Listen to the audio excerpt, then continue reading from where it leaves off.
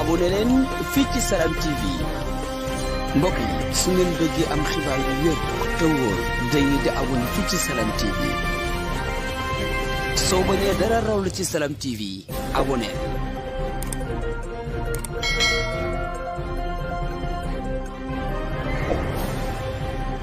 mbokk yi ñu ngi leen di nuyu di leen jaajëfal bu baax yéen yi seetaan Salam TV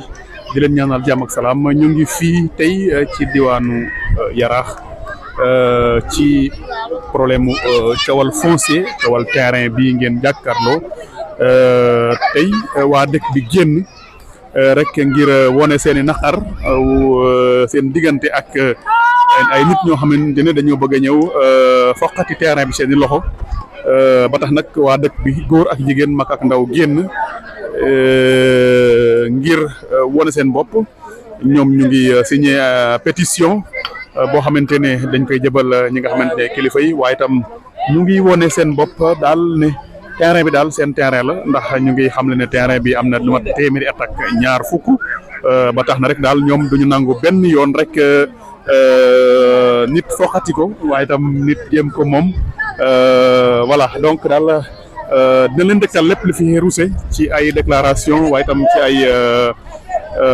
kàddu yi nga xamante yëkkati nañ ko fi ci diwaanu Yaraax donc mooy terrain bi nga xamante ne moom moo nekk en face de la pharmacie nationale d'approvisionnement PENA donc mu nekk terrain boo xamante ne gis ngeen xale yi ñu ngi fiy fo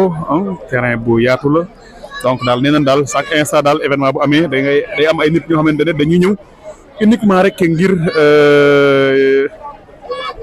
teg loxo ci kaw terrain bi te loolu ñoom duñ ko nangu tey duñ ko nangu ëllëg dégg ngeen leen dégtal kàddu yi Mamadou Diop di Boga waaye tam Père Mafal ak ñeneen ñi nga xamante ne ay kilifa lañ yëkkati ay kàddu jëmale ko ci li nga xamante ne rek mooy coowal terrain bi. waaw asalaamaaleykum maa ngi tudd Mamadou Diop alias Boga. ñu ñëpp xam gën ma xamee ci Boga ma nekk président conseil de quartier bi nekk en même temps conseil municipal su commune Hann Bel-Air suñu plus grande surprise vendredi la affaire bi am président kii Descos ñu commandant Descos ñëw fi ak waa ji wax ni moom terrain boo xam ni dëkk boo xam ni am na 120 ans ñu ngi koy feete ak benn association de la place actuellement 120 ans yi te loolu 21 bi sax la ñuy def consultation gratuite ak AJPH si 120 ans yi. dëkk boobu tey histoire football si li mu am si histoire football muy Mamadou Taw international footballee fii fi la jàngee footballee fii joueurs yi ngay gis yëpp ay Adama Sarr yëpp footballee nañu fii Mor Ndiaye amul benn Issa Ba ñoom ñëpp fi la ñu footballee donc stade boobu tey terrain boobu benn nit ñëw ni moom moo ko moom boo xoolee li wër fii yëpp vie communautaire la mooy côté sport côté communautaire case des tout-petits mi ngi fii union locale des femmes mi ngi fii ànd defar Yaraax des femmes mi ngi fii kiiw handicapé yi ñu ngi fii lépp li ko wër yëpp c'est la vie communautaire léegi benn nit ñëw ni moo ko moom mu ñu bàyyee détruire tout le monde. mais c'est la première fois nit ñëw ne jël si terrain bi fii dagg ne moom moo ko moom wala yàgg na fi am. man personnellement gis naa 3 personnes yu ñëwoon terrain yoo xam ni fii 3 personnes léegi bokkul ak ancien mooy tubaab bi Pa Gueye ma Gueye ak waa Filfili yooyu yëpp ñun ñoo moom terrain bi man 3 personnes yooyu fii la bi ñuy defar fii nii am na ku ñëwoon kii comment dire Pape Diop ak mairie bi fi nekkoon ñu dédommagé ko mu ñu fay ko pour ñu kii terrain donc lu toll nii yaa ngi dégg benn nit ñëw un certain monsieur Touré ni moom moo ko moom kooku dafa bëgg lan la bëgg ci Sénégal bi ñu toll nii ci dëkk boo xam ni am na 120 ans. léegi yéen seen maire bi moom lan mooy taxawaayam si problème bi ba depuis boobu am na ko léegi. maire bi dañ ko convoqué Descos bi mu demee li waa ji wax sax moom maire bi xalaatul woon fii sax mu tëddus ba xalaat ko xam nga waa dafa laa xoon sax ay montagne ak yooyu waa ji pour leen amul sax information bu baax ay montagne la doon wax maire woo Djibi Diop ak waa montagne yi duut foofu ban renseignement ban terrain la bi mu demee ba Descos si la xool plan bi di soog di xam ne fii la après si la ñu alerté en tant que conseil de quartier ak équipe municipale bi ak waa dëkk bi vendredi bi waa ji di ñëw bu ñu ñëwee fii ñu wax fekk ñëpp dem li gën a garaaw dañ koy def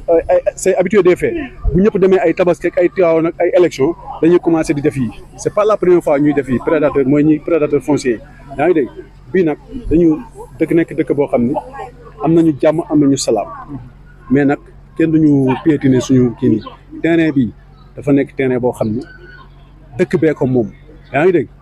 te dañu bëgg jàmm ak salaam waaw buñ ko bëggee nag ñoom ñu may leen ko buñ ko bëggul lu ñu bëgg ñu def ñu xam ne autorité yëpp yëg nañu affaire bi te autorité yëpp nañu conscient que ni ñun jàmm la ñu bëgg leneen lu am nag nañu jàpp ne ñoom ñoo ko ëmbi bu ñu bàyyee waa ji benn nit ni moom toute une communauté yaa ngi dégg kooku bu ko autorité bu ko si def ñu xam ne autorité boobu moo bëggul jàmm ak waa ji donc lépp lu si am nañu xam ne à partir d'aujourd'hui tey ñoom la commandant Descos nag nee na ñu convoqué ay nit ñu yóbbu looloo waral bitu pétition bi ak ñu wax population parce que si gàmmu surtout loolu ñu ñëw fekk leen ñoo leen population bi si terrain bi si boppam pour ngeen ñu signé ay pétition est-ce que population bi si boppam ñoom ñu ngi ñëw jàppale leen si xeex bi gis nga yaa ngi gisal ni sa bopp gis nga waa ji bu ko nekkee na tourné am na ñu nekk si biir ASC am na ñu nekk si biir OCB am na ñu nekk si groupement de famille am na ñu nekk fépp ñëpp parce que ñëpp di mën ñëw mais li nga gis nii rek war na dal xel war ni population bi jub nañ yaa ngi dégg léegi nag population boobu tey jii ñu ngi def pétition en même temps pour def benn réunion assemblée générale parce que boo yóbbu nit pour mu défendre fële da ngay wax jiw ak jiw nga yóbbu ñoo war a dem fee convocation ñu ñaax leen ñu leen jox leen historique gu terrain bi ñu ñaax leen que bu ñu demee fële mu bañ a am ay dessous de la table ak affaire yooyu affaire corrompu ak yooyu ñun gënuñu loolu comme que dañuy jubal ñun ñu ngi si loolu incha allah. buñ génnee si boobu dernière question buñ génnee si boobu lan moo seen projet futur pour terrain bii nii est-ce que am ngeen fi ay projet yu ngeen fi def ay synthétique et autres pour jeunesse bi gis nañ ne am na ay école football yu fiy entraîner et autres est-ce que am ngeen à l'avenir am benn promoteur boo xam ne mën ngeen ko solliciter wala promoteur bu munti nekk mën na ñëw ànd ak yéen liggéey comme ni ñu ko gisee si yeneen zone pour ngeen def fii synthétique pour jeunesse bi nga xam ne. j'en profite pour faire un appel solennel parce que loolu def nañ ko si suñu terrain municipal bu mag bi gis nga ko defar nañ ko fii mi ngi si budget bi mais problème papier la pour que gars yi génnee ñu yaa ngi dégg état daf ñu ko war a jox loolu force la suñu lu ñu moom la lu ñu légitime la loo xam ne ñun dañ ko fekk suñu papa yi ñoom Mamadou Taw ñoom ñëpp génération en génération c'est légitime et il a créé des professionnels il a créé dans le navétane il a créé tout ce qui est football créé nañ pétition bi li ngay wax noonu biñ ko commencé ak si suba léegi rek ak fu ñu toll nii rek rafet na suñu njot dafa ëpp loolu sax ñu doon yaakaar ci loolu si nit ñi teg na bi ñu commencé si suba léegi te pétition bi dañ ne dañuy commencé nii def pétition bi bu ñu paree dañuy dugg si kër yi def porte à porte ñu liggéey ñëpp def pétition bi te yaakaar naa ne am nañ ci yaakaar ne Yaraax ñëpp dinañu signer suñu pétition pour ñu conserver suñu terrain bi parce que lii la ñu am ak yelleef nag moo ñu ko jox parce que population moo ko moom du man du kenn dégg nga chef de quartier léegi lu ma la waxee population moo ko moom te lii rek du population bi bu pétition yi génnee ba toog la ñuy xam population Yaraax lan la donc jërëjëf. waaw tey ñu gis ne sa njaboot ñoo ñëw fii tey pour signer benn pétition ne dafa am ku bëgg a ñëw jël seen terrain boo xam ne ñoo ko moom te en tant que chef de quartier délégué de quartier bi yow ban kàddu nga am nga si sànni. kàddu gi ma si xam ne ki koy ñëw di wut si ki koy ñëw di laaj ni moo ko moom dafa juum rek xamul lu xew te terrain bi ñun ñi may wax ak yow moo du fi mag ëpp na 50 ëpp na 60 ans kon te mosuñu gis kenn ku fi taxaw ñëw ne maa ko moom suñu toogee tey bay màgget suñuy doom di fi foyee moom mu bi jóge si àll bi ne moo ko moom histoire la indi waaye du ko am terrain bi du ko am tey du ko am ëllëg te terrain bi du ko moom kii ku ko nar a jël si ñun da ngeen yoree rek loolu moom wóor na moom même président bi fi ñëwoon sax nar ki jël dana waxtaan ak ñun asumaane ko xam ne xamuñu ko gën xamuñu ko bëccëg mu toog bu mu neex rek mu ñëw rek daal di jël si leen mënu ne essentiel li ci am solo mooy loolu la ma si doon wax mooy loolu te xam naa du ko jël xale yaa ngi nii xam ni li fi xew xam ni li fi xew man la ma si mën a seede moo di moo jur suñu judd ñun kon te ma si gis kenn ku fi ñëw ne maa ko moom man guleet bii am nañu fi judd ba màgget bi te mos ñoo xam te ne mos mu doon bu kenn jógee si àll bi ñu ne moo ko moom da indi histoire rek la indi waaye du ko jël loolu laa am si loolu te xam naa di wax yu du sore tey ñu gis ne ñoom ñu ngi ñëw di signer pétition yow lan ngay def appel ñi nga xam ne ñu ngi si quartier bi ban appel nga leen di wax pour ñu ñëw def en masse ñëw signer si pétition bi. waaw xam nga masse lii du masse développement rek la waaye ki wax ne moo ko moom bu ñëwee ba jóg fi dana gis beneen masse bopp yi ki wax ne moo ko moom lii du masse lii essayement rek la. waaye bis bi ñëwee ba moom jëm boobu taxaw fii ne moom bi boobaa lay gis maas loolu moom leer na moom loolu moom leer na. waaw ñu ngi lay jaajëf. asalaamaaleykum man maa ngi tuddee Ousmane Thiongane man maa jiite kuréel bu ñuy wax Hann Bel-Air Sport man maay président Hann Bel-Air Sport mooy loo xam ni lépp ci commune bi lépp luy discipline sportive Hann Bel-Air Sport moo nekk ci faîtière bi ñii def football ñii def arts martiaux ñii def lutte ñii def basket ñii def taekwondo ñii def canoë kayak ñii def athlétisme ñii def lépp Hann Bel-Air Sport mooy nekk faîtière bi. C'est la faîtière des associations et des disciplines sportives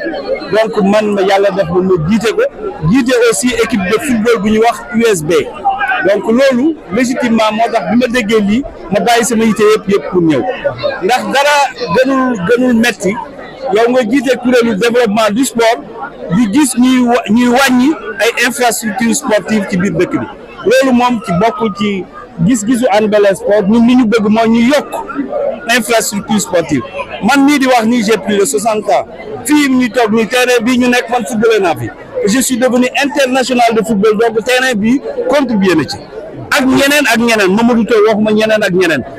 ñoo xam ne aussi fii seen fawukaay la beneen bi li ñuy wax casier tout petit jigéen ñi fi la ñuy liggéey dëkk bi mooy bu dëkk soxlaa kenn nit même boo amee kayit bu légitime da ngay dellu si ginnaaw dëkk bi ñu jox ko dëkk bi loolu mooy luy yoon te loolu nag c'est un combat légitime que mènent les populations nous Hann Bel-Air Sport on est derrière les populations loolu moom dañ koy leeral léegi mu leer de façon claire et nette Hann Bel-Air Sport et les sportifs de Hann sont contre cela te fu ñu ko mën a xeexee nañ ko xeex fu ñu ko mën a jooyee nañ ko jooy fu ñu mën a yóbbu wax bi danañ ko fa yóbbu ba ci kaw parce que du yoon terrain bii nga xam moom lañ fi am moo c'est un lieu symbolique et historique pour la commune et pour Hann Village donc du yoon ñu xaw ma par quel minimum nit ñëw na sama këyit ma am naa man non nañ ko jox feneen bu fekkee këyitam wóor na lii nag ñu bàyyi ko fi population ñu lay jaajëfal. waa salaamaaleykum ñoo ngi nuyu ñëpp ku nekk turam ak santam di wax ni ci may introduire nii muy suñu doyen grand Assane Sall kii defe naa ni ñoom bokk na si ñi nga xam ne bu terrain bi di sosu ñi ba muy mel tey ni mu mel nii ñoom fi leen fekk moom il a été là alhamdulilah yal na ko yàlla gën a yàggal mais c'est quelqu'un koo xam ne ay waxam mën nañ si tënk lool par rapport ak ñu bëree bëri pour xam exactement c'est-à-dire fan la ñuy déparé si combat bi wala fan la ñu war a mën a déparé boobu ak fan la ñuy yem grand Assane Sall. oui waaw da nga bëgg nga wax ñu tur bi ak sant bi ak lan moo war a. man Alassane Sall la tudd waaw ci dëkk bi laa dëkk. tey ñu ñëw xëy suba tey rek dégg na nit dafa bëgg a ñëw nangu terrain bi tey yow nga nekk doyen comme ni ko sawaay waxee tey ban message ngay lancé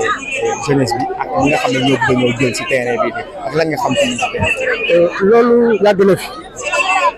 ñi mës a bëgg terrain bi bëri nañu. c'est pas la première fois nit ñoo fi di bëgg nangu terrain bi en 1982 déjà man bokk naa ci ñi xeexoon ba dajji kii bi nii clôture bi benn pas defoon li am solo ba am solo mooy terrain bi jeunes yi amuñu feneen fu ñu jouer amuñu feneen fu ñu mën a distraire du terrain bi population de Hann lu tout Hann fi lañu mën a am fi lañu jouer légitimement terrain bi doit revenir à la population et à la jeunesse de Hann keneen ku mënti ñëwee xam nga noo fi ñëwee waa population bi war a taxaw xeex loolu parce que bu ñu leen seetaanee on perd et si on perd c'est toute la population qui perd toute la commune qui perd li wóor ba wóor mooy terrain bi jeune de Hann ak population de Hann duñ ko seetaan ñu koy jël jaral nañu lu nekk nag c'est pas la première fois te bu ñu seetaan keneen ñëw di ko jël parce que sinon c'est notre mort donc loolu amoon lu may wax. jërëjëf. ay tudd Mouhamed Tamsir Dramé nekk responsable politique fii si commune Hann Bel-Air tamit juddoo fii Yaraax samay parents bokk si ñu sant dëkk bi donc tey jii dama ñëw pour soutenir sama population soutenir sama waa koñ soutenir sama askan si lii nii mu xew parce que boobu ñu ko yëgee ba léegi quartier bi kenn nekkatul si jàmm ndax aire de jeu bu toll nii espace bu toll nii xam ne Yaraax ça fait plus de 120 ans nit mënul jóge fële ñëw ni moom terrain bi soo xoolee mobilisation bi nga xam ni que jeunes yi déterminé neen mag yi déterminé neen xale yi déterminé neen pour récupérer seen terrain et que aussi tey ji képp koo xamante ne yow ñëw na fi na ni yow yaa moom terrain bi da nga ñu war a wax ci yan anam naka amee noo ko acquérir ak kan moo la ko jaay parce que tamit këyit la suuf la lépp la ñu war a leeral pour aussi population bi xam terrain bi situation terrain bi mais pour le reste mooy terrain bi population Hann Bel-Air moo ko moom population Hann Village moo ko moom mu am ñaari ASC yu fi entraîné muy ASC Kasanka ak ASC Kipp écurie de lutte Mita Ndiaye fii nii lay entraîné mu nekk benn patrimoine historique nit mënul ñëw approprier ko ni patrimoine privé mi te on restera debout te maa ngi si wetu population bi ak population bi incha allah pour que ñu récupérer suñu terrain. ñu gis ne nguur gi nii ñoom si affaire foncière dañ si bàyyi xel bu baax nit jógee fële est-ce que jàppoo ne tamit ñoom it war nañ si mën a def seen liggéey. waaw mais de toute façon balaa ñu si mën a wax dara il faut que ñu éclairer suñu lanterne par rapport ak situation terrain bi parce que xamuñu situation terrain bi ñu ñoo judd màggee fi gis fi ñu fi defee activité gis fi yaa yaraax di ko jëriñoo mu nekk aire de jeu espace de jeu waroon na gën a sax gën a taaru lii mais tey jii su nekkee dafa am keneen koo xamante ni ñëw na ni moom terrain bi mais nañu éclaircir si loolu boobaa ñu mën a xam ban taxawaay la ñu war am par rapport ak terrain bi incha allah.